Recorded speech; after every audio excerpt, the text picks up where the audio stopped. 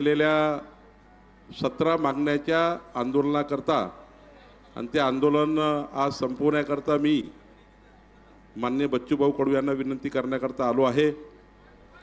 या विनंतीमध्ये आम्ही त्यांना सांगितलं, स्वतः मुख्यमंत्र्यांशी बच्चूभाऊ कडू आणि माझे जे 15 मागण्या आहेत त्या 15 मागण्या तर आपण त्या खात्याचे मंत्री मी स्वतः त्यांची बैठक घेऊन त्याचे शासन निर्णय करण्याचा त्या मागण्याचा निर्णय होईल, त्यामध्ये फार काही अडचणी नाही आहे। मान्य पंकजाताई मुंडे या काल मान्य बच्चूभाऊशी व्हिडिओ कॉलवर बोलल्या, आमचे जयकुमार गोरे, जयकुमार रावल, आमचे अतुल सावे आणि आमचे सर्वच मंत्री आणि आमचे सर्व प्रधान सचिव मान्य भरत शेठ गोगावले हे सुद्धा बोलले। आणि पुढच्या आठवड्यामध्ये या सर्व मंत्री महोदयाच्या बैठकी होऊन बच्चूभाऊ कडू स्वतः मी त्या दोन्ही बैठकाला राहील, चारही बैठकीला ज्या काही जेवढ्या बैठका लागतील त्या बैठका त्याच्या करू, त्याचे शासन निर्णय। पण महत्त्वाचे 2 विषय या ठिकाणी चर्चेला जे आहे, जे अत्यंत महत्त्वाचे आहे, जे अत्यंत संवेदनशील आहे, ज्या विषयावर माननीय बच्चू कडूजी आग्रही आहे। पहिला विषय आहे की अपंगांना मानधन वाढलं पाहिजे, याकरता राज्य शासनाने मान्य केलं आहे आणि माननीय मुख्यमंत्री सुद्धा बोलले आहे की अपंगांना त्या ठिकाणी दिव्यांगांना आपण मानधनामध्ये जरूर वाढ केली पाहिजे। वाढीबद्दल माननीय बच्चूभाऊ, मी, एकनाथ शिंदेजी, अजितदादा पवारजी, माननीय मुख्यमंत्रीजी आम्ही पुन्हा बसू आणि येणाऱ्या अधिवेशनामध्ये, कारण शेवटी कुठलाही मानधन वाढ देताना ते बजेटमध्ये घ्यावं लागतं, बजेटमध्ये आलं नाही तर खोटी ठरतं।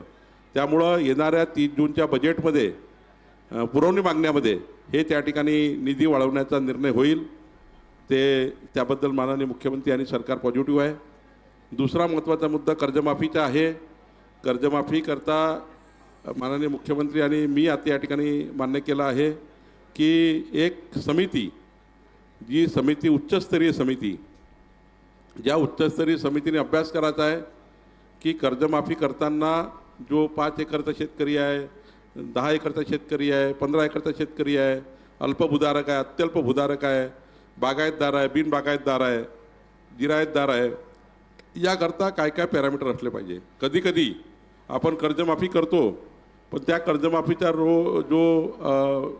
जो फायदा आहे, माझा दावा नाही की सर्व शेतकरी त्या ठिकाणी, त्याच्याबद्दल माझा आक्षेप नाही आहे, पण काही लेआउट, काही मोठे लेआउटसुद्धा शेतीच्या नावाने आहे, अजूनही लेआउट मोठे शेतीच्या नावाने आहे। त्यामुळं कर्जमाफी करताना मात्र खरंच ज्या ठिकाणी ज्या व्यक्तीला कर्जाची गरज आहे, कर्जमाफीची गरज आहे, ज्या शेतकऱ्याला खरी गरज आहे, ज्या शेतकऱ्याला कर्जमाफी दिल्याशिवाय या ठिकाणी चालूच शकत नाही, त्या बिचाराचं जीवन पूर्णच होऊ शकत नाही, त्याला अडचणीतून बाहेर काढताच येणार नाही, ती अत्यंत योग्य आणि इमानदारीची कर्जमाफी राज्य सरकार देण्याच्या विचारात आहे। आणि त्याकरता उच्चस्तरीय समिती, त्या समितीमध्ये माननीय बच्चूभाऊ कडू यांना त्यांचं म्हणणं हे मांडण्याकरता पूर्ण वेळ त्या ठिकाणी देण्यात येईल, त्यांचं समाधान होतपर्यंत। आणि या समितीचा रिपोर्ट आल्यावर त्या कर्जमाफीबद्दलचा निर्णय घेण्यात येईल, असंही या ठिकाणी राज्य शासनाने स्पष्ट केलं आहे। देशातली अत्यंत दुर्दैव्य कारक जी घटना आहे कालच्या विमान ॲक्सिडेंटची, त्यामध्ये 250च्या वर त्या ठिकाणी लोक गेली आहेत। या देशातल्या प्रत्येक व्यक्तीचं मन शून्य झालं आहे, तर जे मन शून्य झालं आहे त्याबद्दल माझी विनंती मी बच्चू कडूजींना केली आहे की देशातलं दुःख लक्षात घेता, देशाची परिस्थिती लक्षात घेता, वेदनादायक परिस्थिती देशामध्ये आहे, देशात शोक व्यक्त होतो आहे, 140 कोटी भारतीय हादरला आहे, हा विचार करता माननीय बच्चूभाऊ कडूंनी आपलं आंदोलन मागं घ्यावं अशी विनंती मी त्यांना केली आहे। मी आता उद्या तर माननीय बच्चूभाऊंना एक पत्र पाहिजे आहे की समिती आणि याच्याबद्दल ते करतो, आणि मग आता मंगळवारी कॅबिनेट मंत्रिमंडळाची बैठक आहे तेव्हा मी चर्चा करतो।